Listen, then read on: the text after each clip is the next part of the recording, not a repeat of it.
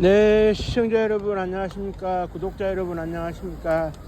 100원, 200원 후원해 주시는 후원자 여러분들께도 이제 감사의 말씀 드리면서 좀 더 이렇게 제가 동영상의 퀄리티를 좀 올렸으면 좋겠는데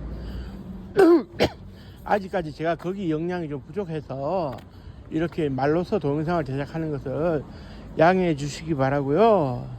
이 동영상을 이렇게 보시게 되는 분들은 구독 한 번만 눌러주시면 정말로 감사하겠습니다. 그리고 이제 오늘은 이제 생각이 나서 이제 방송을 켜는데, 우리가 해외 나가 있는 사람들을 동포라고 불러요. 이제 동질감이 있다는 뜻의 이제 동포라고 부르는데, 어디에 체류하고 있느냐에 따라서 이제 일본이면 제일동포, 미국이면 재미동포 이런 식으로 이제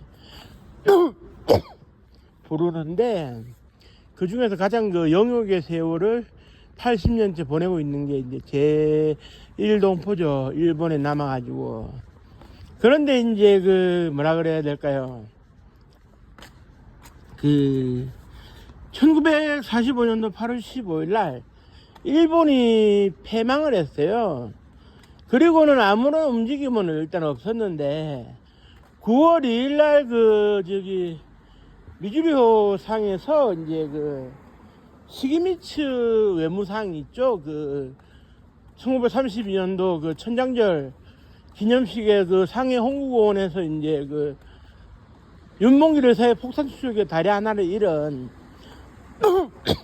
그래서 쩔뚝이가 된 시기미츠 공사 외무상이 항복 문서에 조연을 하게 되고, 그 이후에 이제 제일동포들이 뭉치기 시작을 하는데, 그때 당시에 이제 공산당 활동을 했던 김천의 추록을 계기로 해가지고 조직부장에 해당되는 그런 김춘곤이라든지 이런 사람들이 모여가지고 공산주의를 기초로 한 그런 제일동포 연맹을 하나 만들었어요. 그리고 우리 우익 진영에서는 일본 황태자 폭사를 기도했다가 실패하고 23년 동안 감옥살이를 한 박열 의사, 아나키스트로 유명한 박열 의사가 주도가 돼가지고 이제 제일조선인 거름 민단을 만들어서 그때부터 이제 오늘에 이루고 있는데, 이후에 이제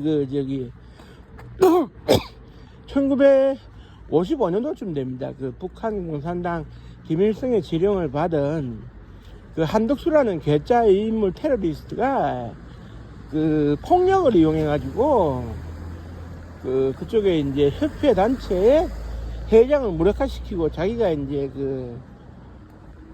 제일조선인 청년합회를 구성하면서 의장으로 이제 스스로 이제 취임을 하고 권력을 누리게 되는데, 사실 그렇습니다. 이 국가보안법이라고 하는 것이 이들에게도 적용이 되다 보니까네 어떻게 되느냐. 그리 이제 아래 윗집 사이로 이제 조총련과 민단 가족이 살 수가 있어요. 그런데 이제 조총련 가족과 민단 가족이 지나가다가 아니까, 안녕하세요, 잘 지냈습니까? 예, 잘 지냈습니다. 아침 자셨습니까? 예, 자셨습니다. 이렇게 대화를 나누는 거, 이게 이제 국가보안법 위반이 되는 겁니다. 불법적으로 교류를 했다. 이게 참 사람이 살 수가 없는 거죠. 북한도 불법적인 교류를 하고 있다 해서 조총련에서 불이익을 준다든지 이런 게 많은데, 사실 북한의 김일성 같은 경우는 저는 노동력도 부족하고 돈도 없고, 그 다음에 또 지식인 그런 오늘날의 전문직이 부족하고 하니까, 북한에 있는 70만 제일교포를 북한으로 데리고 올 수 있었으면 좋겠다. 이제 요직에 써먹는 건 아니고요.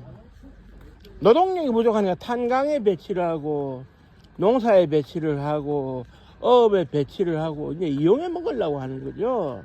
거기에다가 제일동포에 자신 재산이 있으면 그 재산도 좀 빼들고, 김일성이가. 그런 목적으로 해서 9만 명 정도가 갔어요. 이제 60년대에 활발하게 갔고, 그 이후에도 간 사람이 있었는데, 거짓 선전에 놀아나가지고 간 사람들이 대부분이었습니다만은, 뭐 북한 사회를 동경해서 간 사람도 있었을 것이고 일본 사회에서 적응이 안 되면서 간 사람들도 있었을 겁니다. 우리 쪽도 마찬가지였어요. 우리 쪽에 민단에서 설득을 하고 하니까 설복이 돼가지고 우리 쪽에 넘어오고 대한민국에 영국 귀국하는 사람도 많았거든요. 그리고 이제 예를 들어서 야구 같은 경우에 뭐가 있었냐면 1983년도에 제일동포 선수들을 이제 받아주기로 했는데 그때 뭐가 있었느냐 하면 쓸만한 선수들 장명보 같은 경우는 일본명 후쿠시 히로아키라는 일본명으로 이제 기아를 한 상태였고 김일용 선수 84년도에 삼성에 들어오게 되는 김일용 선수의 경우에는 니우라 히사오라는 일본 이름이 있었는데 그러니까 제일동포 쓸만한 선수들을 데리고 오려고 하다 보니까 게다가 기아한 선수고 그래서 이제 어떻게 되느냐 장명보처럼 원래 천안장씨 피가 흘렀다면 제일동포로 간주해주자 이게 하나의 국가 정책이니까 그래서 이제 기화를 했어도 원래 천안장씨 피가 흐른다 뭐 김해김씨 피가 흐른다 이러면 데리고 왔어요. 그래서 이제 제일동포들이 선진야구를 많이 우리한테 이제 알려주고 전수도 해주고 그랬는데 결국 이 상간에 또 얘기가 나오는 겁니다. 당신은 쪽발이냐 아니면은 조선징이냐.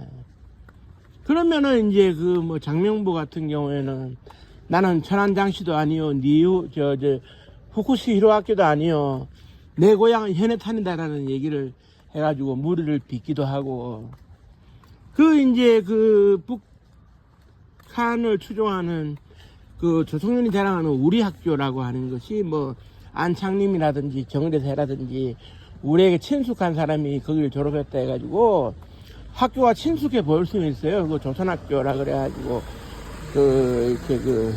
한복 치마 저고리 입고 다녔는데 하지만 우리 학교라고 하는 것이 일본 정부 문부과학성의 승인을 받은 것도 아니고 거기 졸업해서 대학 진학 자격이 부여되는 것도 아니고 대학 입시 자격이 부여돼서 뭐 와세다 대학이다 도쿄대학이다 리쿄대학이다 갈 수 있는 것도 아니고요. 그리고 거기는 70%의 커리큘럼이 김일성 김정일의 사상만 가르치는 그런 학교입니다. 무술 모인 학교죠. 그런데 가면 뭐합니까? 그거 가가지고 이제 한다는 것이 때 되면 이제 만경봉호 타고 북한에 수학여행 가가지고 이제 돈이나 또 바치고 사실 지금도 조총련은 상공인들이 좀 남아 있는데 매년 김정은에게 총성의 자금을 헌금하도록 하고 있어요. 예를 들면은 그게 한 1대 400 정도 될 겁니다. 무슨 얘기냐? 김정은이가 1억을 조총련이 지원을 한다 하면 도리어 400억을 떼가는 이게 말이 됩니까? 사실 우리 민단도요 그 당시에는 예산 지원이 정부에서 안 되는데 무턱대고 이제 대한민국을 지지하시오 이러니까 민단에서 반발도 있고 정부에서 더 해주는 게 뭐냐 이런 불편한 속삭임이 있었던 것도 사실이죠. 그러니까 이제 일본으로 기화를 했던 안 했던 늘 정체성의 이제 논란에 시달리게 되는 거예요. 물론 이제 기본적으로는 일본법을 따라야 되겠습니다만은 주요 법에 대해 가지고는 우리의 국가보안법도 이제 적용이 된다. 그런 가운데 최근에 이제 조금 화제를 뿌린 것은 일본 프로야구에서 22년 선생을 하면서 그런 23년을 했나요? 하면서 통산 3085안타 504개 홈런을 때려내가지고 일본 최고의 호타 준종으로 기록되고 있는 장훈 씨가 하리모토라는 이름으로 해가지고 최근에 이제 한 2년 전에 일본인으로 이제 그냥 기아를 했다. 내 죽을 때 일본인으로 그냥 죽겠다. 이렇게 선언을 했어요. 그래 이제 박여사라고 이제 장훈 선수의 어머님께서는 절대 조국을 버릴 수 없으니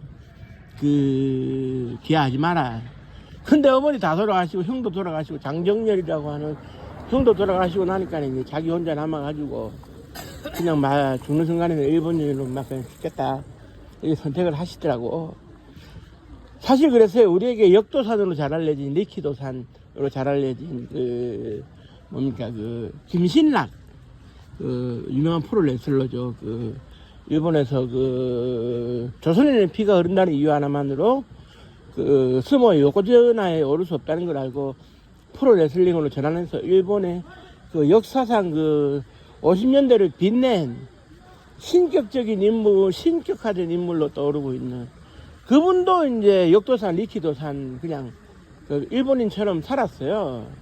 그런데 그 사람이 평생 기아를 한 적은 없거든요. 그래 이제 밤마다 이제 친구가 운영하는 불고기 집에서 불고기와 김치 전골을 맛있게 먹으면서 아리랑 노래를 부르고 그 다음에 아리랑을 알지 못했던 장훈 선수를 불러다가 땀을 후려치면서 그 야단치기도 하고 결국 정체성을 어디에 두느냐가 이게 간단한 문제가 아닙니다.